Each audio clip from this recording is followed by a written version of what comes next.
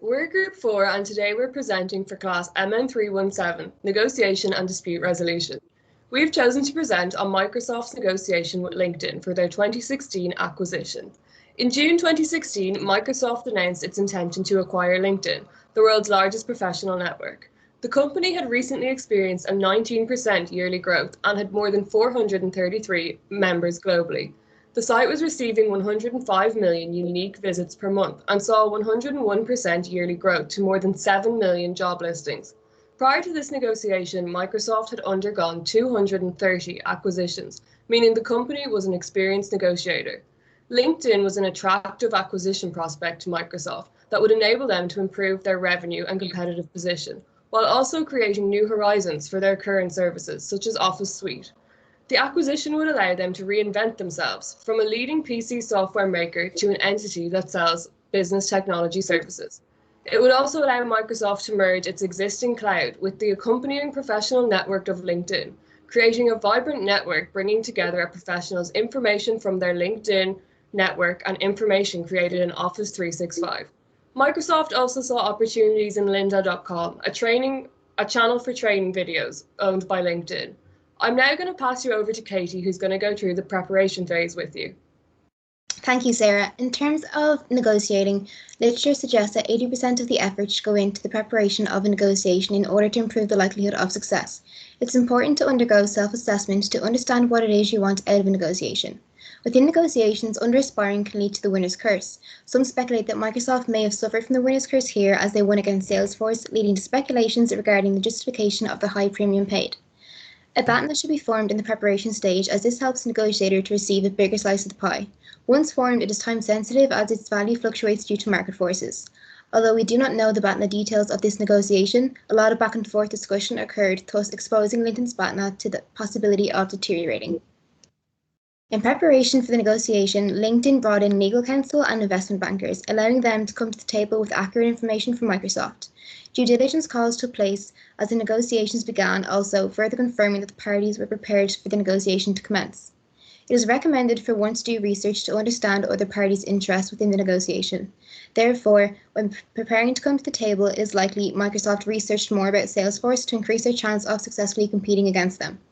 In preparation, a reservation point must be defined as this typically has strong influence on the outcome.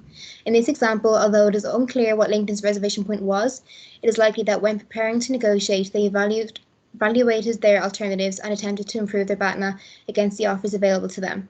Microsoft first offered $160 per share, however ended up paying $196.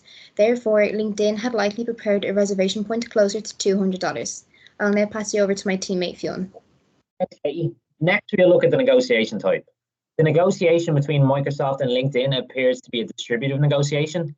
Both sides wanted to create an effective compromise. However, distributive bargaining is essentially a contest to see who gets the biggest slice of the pie. As a result, competitive strategies were used. The competitive nature of this deal was accentuated by the fact that the end deal price changed constantly throughout. In addition, the negotiation can also be seen as a team versus team negotiation. This is usually a positive thing because when two teams negotiate with one another, both parties usually exchange more information. Therefore, both sides have a better understanding of each other's interests. I will now pass you on to Vlada. Thanks, Fionn. Now we will review the negotiation style. A competitive negotiator is one that prefers to maximize the difference between their profits and their counterparties. The style that LinkedIn picked may have been due to them wanting to leverage the fact that they had several interested parties. As a result of this, LinkedIn was able to create a bidding war from which quickly became only between Salesforce and Microsoft. LinkedIn's competitive motivational style is especially evident when shortly after the letter of intent between LinkedIn and Microsoft expires, they begin to entertain Salesforce's offer and encourage Microsoft to bid higher. A cooperative motivational style is where a negotiator is looking to minimize the outcomes between both negotiators, therefore creating equality. In contrast to LinkedIn, Microsoft used a cooperative negotiation style. Rather than solely focusing on maximizing their own gain, Microsoft constantly adapted their offer to fit LinkedIn's requests. Furthermore, they were not only flexible on their price per share, but on the cash and stock options involved too. As a result of this, Microsoft agreed to $196 per share, a 22.5% increase on their original offer of $160 per share.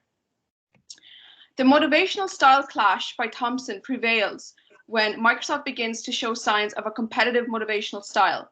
For example, as they grew tired of the bidding, Microsoft stated that they will begin having concerns about the incremental bidding and would like to know the price that LinkedIn is willing to accept. I will now pass you on to my teammate, Amy. Thanks, Vlada.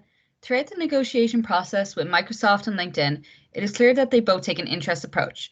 This is mainly due to the fact that both parties use distribution strategies, for example, compromising. Although both parties made first offers, both were declined by each and were made a counteroffer. When these offers were eventually accepted, we can now see a compromise. For example, May 4th, Microsoft originally submits a non-binding interest of $160 per share, which then increases to $172 on May 11th and to a further $196 per share by the end of negotiations. We see this again when LinkedIn tells Microsoft that they will support them if the bid of $185 per share is met. Microsoft, although knowing this, still willingly submits only $182 per share. So when we're asked about creativity and whether this solves the problem, we've concluded that no, creativity was not a factor in this approach. And this is just simply because compromise approaches do not involve creativity. We can clearly see this when looking at the negotiations because both parties are only talking about their bargaining prices and not possible creative solutions to the problem. I'll now pass you on to Fionn, who will represent the outcomes of this negotiation. Thanks, Amy. And finally, we will look at the outcomes. The final offer that Microsoft made was worth $196 per share and it was all in cash. The board members at LinkedIn then discussed this offer and they came to a unanimous decision in favor of the deal.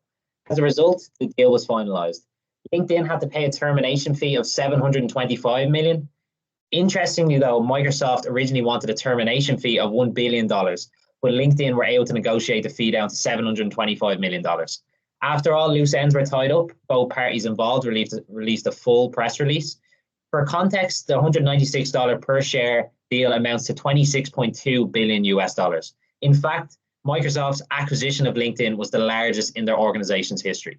In conclusion, we hope that you've enjoyed this presentation and the insights that we have provided. We found that this negotiation was fascinating to learn about, and we hope that you found our insights similarly interesting. Thank you for your time.